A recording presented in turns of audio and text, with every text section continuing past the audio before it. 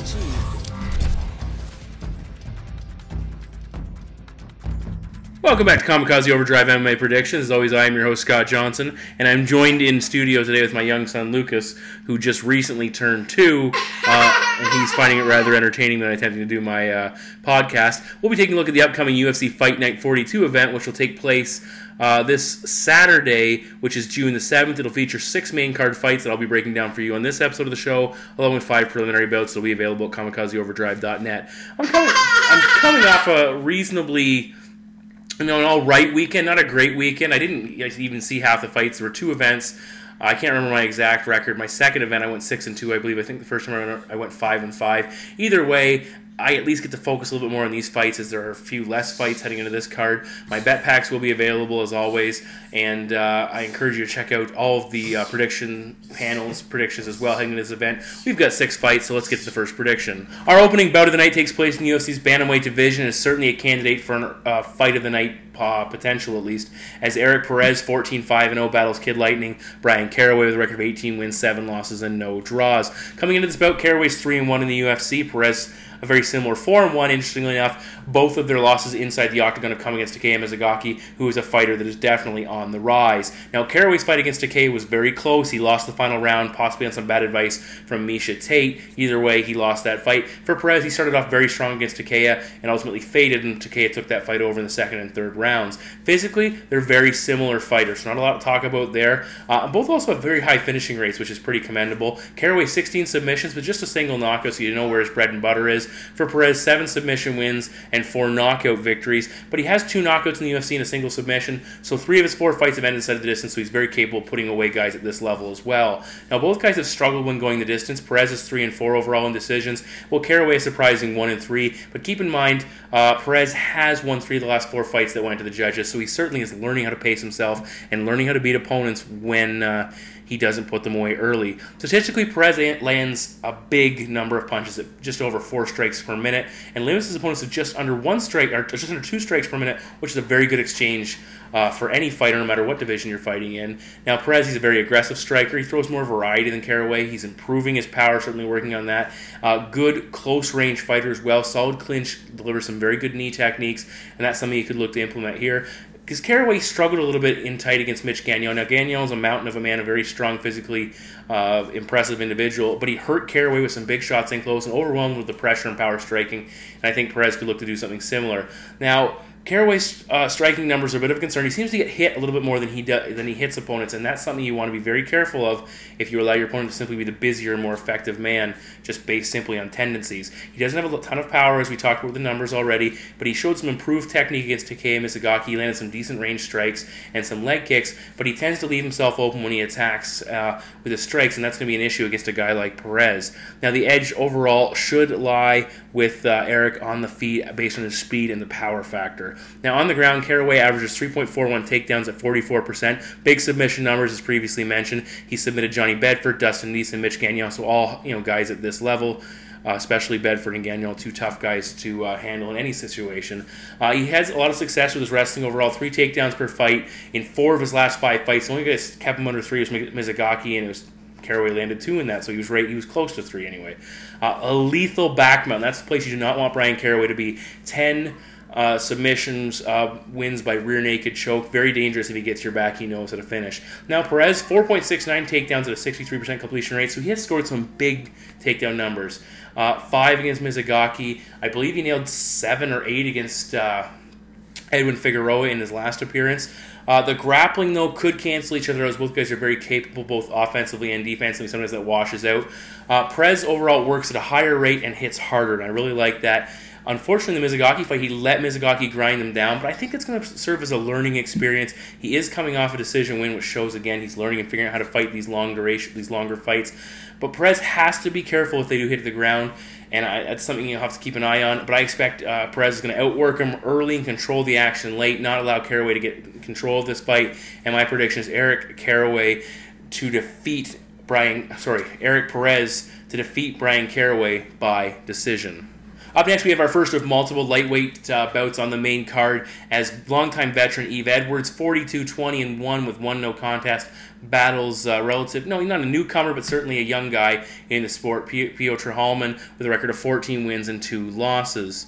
Now, Edwards is in need of a win desperately. He only has 1 win in his last 5 fights. He said he's lost a couple of split decisions, but I think he could be fighting for his UFC career here, despite the fact that he's a well-versed veteran, has been around for a long time. He desperately needs this victory. Hallmann did have a 10-fight winning streak heading into his last bout. Unfortunately, it was snapped against Ally Quinta, so he's been on a roll of late, needs to get back into that win column. Now, Edwards, massive experience at edges I've already highlighted, but Hallmann, this is his 3rd UFC appearance. He should be settled in by now.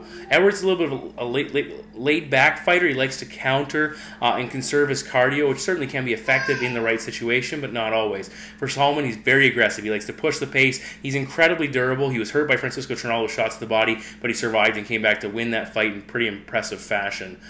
Strikes landed per minute, 4.53 for Hallmann, but just 2.95 for Edwards. Certainly a big advantage for the Polish fighter there. Both guys take almost as much damage as they dish out, but again, if Hallmann's landing more than Edwards, that will show up significantly. The one thing I do like about Hallmann is he comes forward looking to bang. He's very aggressive. He'll take a shot to land one, which can work. Again, for Edwards, as I said, he likes to sit back, likes to throw his counters, but again, it doesn't always work if he allows his opponent to get off first, and they routinely get off first and land those shots.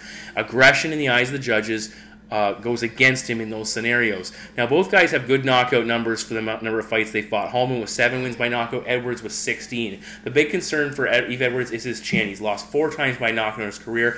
Plus, he had a no contest knockout against Yancy Medeiros get turned into a no contest. So actually, he's been stopped 5 times, unless there was another no contest along the road. But nonetheless, 5 knockouts is a lot of knockouts to suffer, and a lot of them are recent as well. He has stood and traded with dangerous strikers before, so he's not one of these guys who's guaranteed to get shut off every single fight. Guys like Darren Cruikshank and Tony Ferguson, who are very capable of putting guys' lights out, and he went the distance with both of them, and they were both close and competitive fights. But you look at Ferguson, his last 3 wins have all been by finishes, 2 knockouts and a submission. And I said Hallmann's very durable, he's very tough to finish, and that's going to be a difficult thing for Yves Edwards to overcome. Isaac Valley Flag simply outworked Yves Edwards in their matchup. He kept Edwards moving backwards, and even though Yves was the more refined striker, it was just the aggression of his opponent that was his undoing. Now, Edwards also tends to slow down in matchups, so he either gets outworked early if he pushes if he allows, sits back and tries to pace himself, or he gets outworked and he gets outworked, or he gets outworked late as he slows down and gasses out. And that's going to be a major concern because we're fighting at altitude here, which could slow him down further.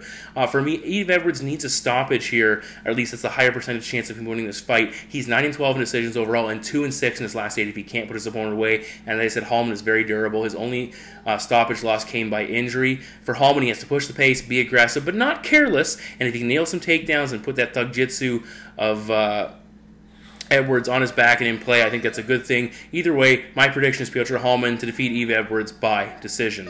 Remaining in the UFC's lightweight division, number 5 ranked Rafael Dos Anjos with a record of 20 wins, 7 losses, and no draws, takes on the Kansas City Bandit Jason High with a record of 19-4-0. Now, Dos Anjos is coming off a crushing defeat against Khabib Nurmagomedov, in which it's a major setback for Dos Anjos as he was rising at the ranks, and this was a big match between 2 guys on the climb. Khabib gets that push to the next level, and RDA's back down to compete at a lower level. For High, he's making his 155-pound debut. He was a smaller welterweight, despite the fact he's very heavily muscled. His cardio could be an issue. We've seen him slow down in the past, and now he's cutting down to 155 pounds. We'll have to see how that weight cut goes, but also, as I previously mentioned, I'll probably talk about it a couple times during this show, we're fighting in New Mexico in Albuquerque, and the higher altitude could be an issue, especially for a guy like High who needs that extra oxygen for those big muscles. Now, what we have here is a black belt in BJJ in Dos Anjos against the BJ purple belt and High, both guys with good submission numbers. They are 8-1 overall in fights ended by submission. High was submitted by Eric Silva in, I believe it was his UFC debut, not 100% sure. I think it was, though. Dos Anjos was tapped out by Clay Guida in a fight where I picked Guida to win, but it came down to basically the Brazilian hurt his jaw, and Guida was able to take advantage of that for the submission. Now, one thing I want to keep in mind here, you look at the way High's fights go. He either controls the majority of the action on the floor with his grappling. We saw it against Anthony Lapsley, which was a pretty solid fight, but it was far from outstanding. And it was a similar fight to Quinn Mulhern, where he scored a lot of takedowns, got the better of the grappling, but really did not dominate, we'll say, in a fashion that a submission specialist should be able to. He didn't do a heck of a lot on the ground. But he has shown on several occasions that he's very capable of scoring those abrupt submission victories. He submitted James Head in 1:41, Nate Moore in just 26 seconds, also Rudy Beers in 51 seconds. Overall, he has 7 first-round submission wins, many of them coming inside the first 2 minutes or less. less, so he's very dangerous. He is very strong physically, good chokes, 5 guillotine victories, 3 rear naked chokes, accounting for all 8 of his submission wins. So if he gets a hold of your neck, you are in trouble. Dos Anjos has to be very careful on takedown attempts, because that's when High looks to lock up one of his submissions, and he will go for it. Now, Dos Anjos, no submission wins since 2012, which was against Kamal Shalarus, which was preceded by a knockdown first. So he hasn't really been lighting guys up with the grappling. He's still a very good grappler. He's improved his wrestling significantly. We saw him beat Donald Cerrone on the ground, very good, who's a very good guard player. He also outworked Mark Bocek on the mat, who's also a very accomplished grappler as well, so he's very capable of handling guys on the floor who are far from novices. Now, he was taken down 6 times by Khabib Nurmagomedov, which is a bit of a concern, and he didn't have much for him off his back, so it shows with the right top game you can neutralize a guy like Dos Anjos.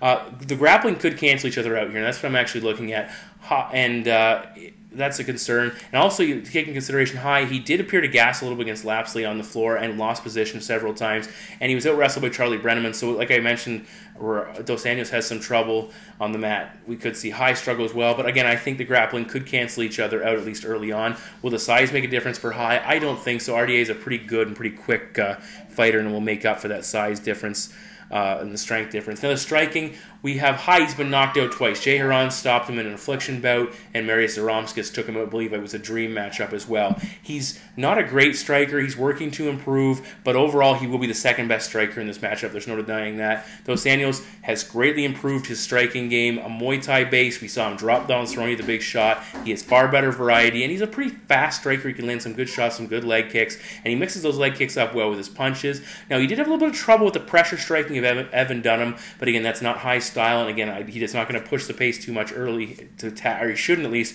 to tax his cardio. High's going to struggle to keep up. That's the way I look at this, especially in the second half of the fight. If he doesn't finish it, or if Dos Anjos doesn't finish him early, I expect we're going to see High try and rely back on his grappling to shoot for takedowns, possibly try and pull guard. It's not going to be available, and my prediction is Rafael Dos Anjos to defeat Jason High by decision. In our fourth fight of the night, we are in the UFC's flyweight division for a very important fight as far as title aspirations are concerned, and a fight I'm very much looking forward to as the number 1 ranked flyweight on the planet, other than the champion, obviously Demetrius Johnson. We have John the Magician Dodson with a record of 16 wins, 6 losses, and no draws against the number 5 ranked flyweight on the planet, John Moraga, with a record of 14 wins and just 2 defeats. Now, this is a rematch of actually a 2010 decision win that Dodson had over Moraga before both guys came to the UFC. So Dodson comes into that with a little edge there. Moraga's only other loss came against Mighty Mouse Johnson, which is certainly admirable. And both of these guys have fought for the title against Johnson and lost, but they had different levels of success. Moraga, for the most part, was outclassed from start to finish and submitted late in that matchup by the champion. For Dodson, he landed some big shots early, had Mighty Mouse, hurt him a couple times, and really looked good in the early going, but he simply ran out of gas in his first 5-round fight. And, but I'd say Dodson showed he will be back and contending in the not too distant future. Now, Moraga came back with a questionable win over Dustin Ortiz, which is something to keep in mind. There's always that letdown in your first fight back. Well, Dodson came back and just KO'd Daryl Montague in very impressive fashion, and he had a much better return bout and showed that he maybe learned from it, while Moraga was still kind of, a little bit down as far as I was concerned, or at least Dustin Ortiz put together a far better matchup for him than Daryl Montague did for Dodson. Now, Dodson recognizes, I think, that he could have another shot at the title. For Moraga, that might be his only shot, as he's slid down some, and he needs to put some wins together here in impressive fashion to get back in the interest level. Now, Moraga is an NCAA Division I wrestler. He has solid submission capabilities, no denying that, and he uses wrestling in reverse, unfortunately, in most situations. Not unfortunately, but he doesn't go offensive enough for my liking. He likes to try and defend and keep his striking as the focal point of his attack and go from there. He averages less than a takedown per fight and relies mainly on his striking. He was taken down twice by Dustin Ortiz and 12 times by Johnson, so he can be put on the floor. But Dodson really doesn't offer a ton of offensive wrestling. He's very similar in his defensive game. Instead, we see Dodson boasting an 80% takedown defense, where he's very hard to stay vertical. He's very quick, hard to get a hold of. He springs back up when he does get taken down. And other than Demetrius Johnson, a lot of guys have had success putting Dodson on the floor. Now, Johnny Dodson does have very big power, 7 knockout wins overall.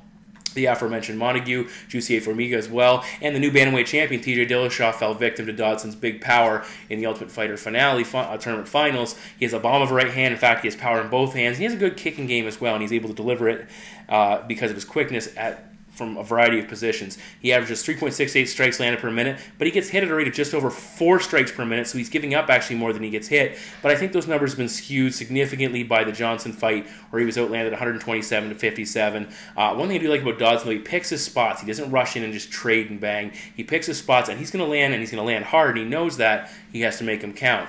Now, Dodson, for me, has a very similar style to Demetrius Johnson, and a style that Moraga struggled with. Even Ortiz gave him a hard time with his ability to counter on the mat, and really took Moraga out of his comfort zone. And that's what I expect to see Dodson doing as well here.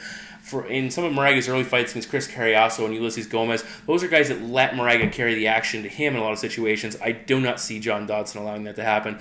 Dodson will be fighting at home as well. Keep that in mind. And he also has the advantage of fighting an opponent he's already defeated, and that can be a mental issue, an advantage for Dodson, something for Moraga if he starts to second-guess himself. Also, keep in mind, Dodson trains at altitude in Albuquerque with Jacksons, where they are fighting. Moraga does not. I think Dodson will be too fast. He hits too hard, and my prediction is John Dodson to defeat John Moraga by knockout. In the co-main event of the night, we are back in the UFC's lightweight division. It's Diego the Dream Sanchez with a record of 26-7-0. Battles the real deal Ross Pearson with a record of 17 wins, 6 losses, and 1 no contest. That's the battle of veteran fighters trying to hold on to relevance in the division. I think Pearson's a little better state than Sanchez is. But, you think of these guys, we think of the veterans because they've been around for so long. Sanchez is just 32, Pearson 29. That could be getting up there a little bit in age for the smaller divisions, which age seems to show up a lot quicker than it does in the bigger divisions.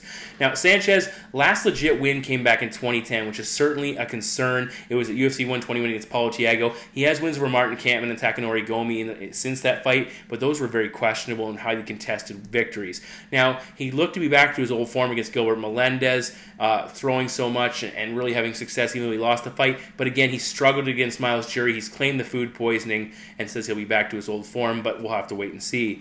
Pearson had won 2 in a row coming into and 3 of his last 4 before getting nailed with a legal knee from Melvin Gillard, turned into a no contest. So arguably still in a 3-fight undefeated streak, but people can see that fight for what it was.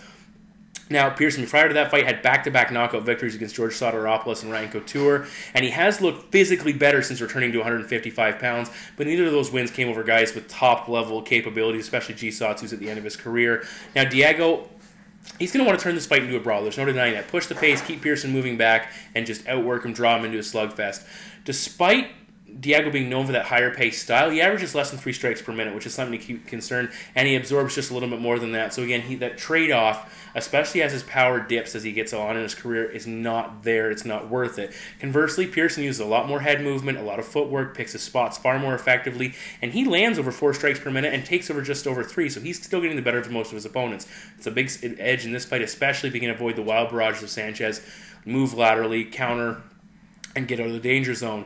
Now, Diego, as it tends to move a little bit straight when he attacks, in straight lines, which are very predictable. And when his opponent doesn't bite down in his mouthpiece and just engage and oblige him and wail away like Melendez did, he struggles to engage. Gomi kind of paced him, kept him at the outside, didn't just swing wildly. Miles Jury did the same thing, and Diego looked out of sorts. And, he shows signs once in a while of pushing the pace, but it's not enough to win a ring. He doesn't do it consistently enough. He's not scored a knockout win since 2008, which is a major concern for a guy who likes to stand and bang. He has a head full of cement in more ways than one, and so he has a great chin as well, but also at the same time, it just seems like he's unwilling to make changes to his game plan, despite the fact that he tells us he has. Now, he could look to focus on his grappling as a possibility. He's a good grappler. He's got average MMA wrestling, 1.65 takedowns at 21%. If he can get this fight to the ground, that could be to his advantage, but he hasn't completed more than 2 takedowns since back in 2006 in a single fight. Pearson, on the other hand, solid takedown defense, 81%. He's not easy to take down. When he does get taken down, he gets right back up, and he's improving his grappling game significantly. Diego may come into this matchup fired up because of the fighting at home. That also may work against him as well, as he gets way too aggressive early and makes mistakes and gets too emotional, because we all know Diego is prone to being emotional. I really hope he brings that cross thing out again. That was just fantastic, whatever the heck that was, when he walked out of the cage that one time. If you haven't seen it, YouTube it, find it somewhere. Pearson's chin's a bit of a question mark, as he's been hurt and knocked out a couple of times, but Diego is simply too predictable on the feet for my liking. Pearson needs to fight his fight, not get drawn into a slugfest, not allow the crowd to influence him, not allow Diego to turn this into the matchup he wants, and my prediction is Ross Pearson to defeat Diego Sanchez by decision. Main event time, and it's a very big fight in the UFC's lightweight division. As the former UFC and WEC champion, number 2 ranked lightweight on the planet, Benson Smooth Henderson, with a record of 20 wins and 3 losses, battles the number 11th ranked Rustam Tiger Khabilov with a record of 17 wins and just a single defeat. what we have here is one man trying to get himself into title contention, the other man trying to get back to where he formerly was at the top of the heap. Now, Khabilov's making a big step up, and Henderson's talked about in the media about the talent echelons that exist and how it's a big step up for Khabilov, but he's coming off a pretty impressive win over Jorge Masvidal, which is certainly not to be overlooked. Now, Benson's coming off a little bit of a letdown performance that he narrowly won against Josh Thompson, very questionable. Hey, that fight won me a lot of money, but it's very questionable nonetheless, and he needs a better performance here. Khabilov, first possible, I say possible if it ends early, obviously it won't be, but it's possibly his first 5-round fight of his career. For Benson Henderson, he's gone the distance in 5-round bouts 7 times, which is a wealth of experience. As we just talked with John Dodson when he fought Demetrius Johnson, it shows up in those championship rounds if you've never been there before. Now, keep in mind, Rustam was looking a little bit tired against Masvidal later in that fight. His hands were down, and he was certainly looking sluggish. And Bendo has great cardio. We know what Henderson's capable of. And if he can drag this fight in the later rounds, it should be to his advantage.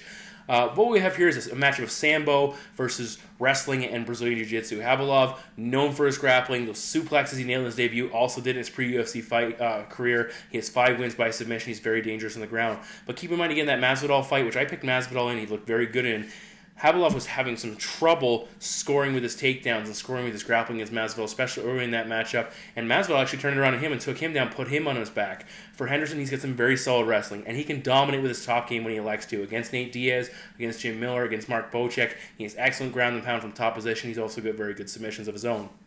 Smooth has a 65% takedown defense, good balance. He did have some trouble with Josh Thompson. He kept losing position on the mat. The takedown battle finished 4-4, but Thompson, I thought, got the better. I honestly thought Thompson won that fight, despite the fact that I needed Henderson to win for big money. Now, Khabilov, more of a power grappler. He's not as technically gifted as Josh Thompson, so I don't think we're going to see him hitting those transitions and reversals that Thompson was able to pull off against Ben and put him in some bad shots. Positions. Position defense for Henderson is very good, and I think he should be able to defend anything that Khabilov throws his way, short of him getting an arm or a neck in a situation that's just completely undefendable. Now, based on Khabilov's struggles with Masvidal and Benson's takedown defense and grappling, wrestling, and wrestling exchanges, I would think they will favor Ben Henderson in this matchup, especially in the second half as the Russian starts to slow down. Now, Rustam, he showed improved striking last fight. He kept flashing overhand right, which landed with some success, especially one right off the bat. Better striking against Masvidal overall than what he had seen from him before. He was stepping with an upward elbow, which shows he's working on throwing a few wrinkles in there. He landed a beautiful spinning wheel kick that really caught Jorge off guard. And he got outlanded overall in the totals, but I think he landed the more impactful shots in that fight, and that was one of the biggest factors in the end decision. Now, Masvidal, one thing to keep in mind in that matchup, was fighting at a boxing range against Rustam. Bendu's going to fight at a kicking range because of his Taekwondo background. He throws hard kicks. He's going to fight a little bit further, and it's going to force Khabilov to have to cover a little bit more distance to land with his shots.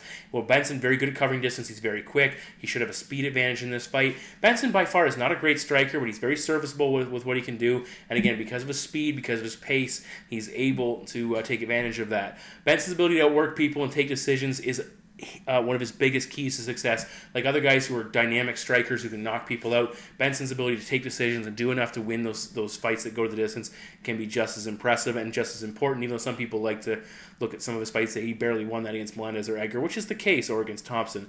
Khabilov, I think he's going to tire, and Benson's going to take advantage in the later rounds of this fight. He could very well take the early rounds of this fight as well and get a stoppage, but that's really not Benson's style. I think it'll be close early on, and we'll see Ben Henderson simply start to pull away. And really, don't be surprised if you don't see Ben come out and be aggressive and try and put Khabilov on his back early and take advantage like Masvidal did and hold him there and try to tire him out. Henderson can present some very tough fronts because he's such a point fighter that guys really don't know how to attack and perceive because they know they don't want to give up any position.